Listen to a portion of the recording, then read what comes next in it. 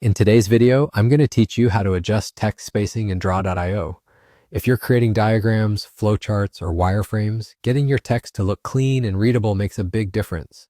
I'll walk you through the simple process, explain what to look for on the screen, and share a few tips so you feel confident tweaking spacing to match your design.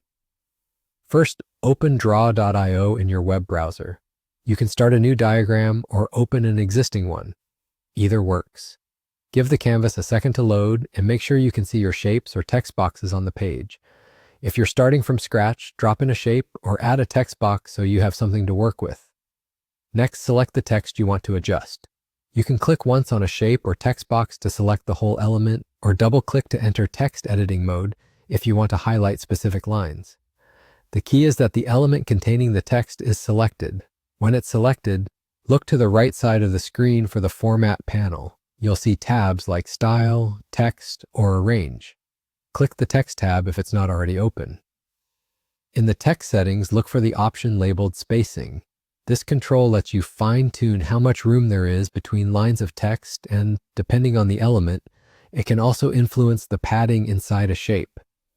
Use the arrows to nudge the value up or down, type a specific number if you prefer precision, or drag any available slider. As you adjust spacing, keep your eye on the canvas to see the change happen in real time. Increase the spacing if your lines feel cramped or hard to read, and decrease it if you need to fit more content without making it look messy.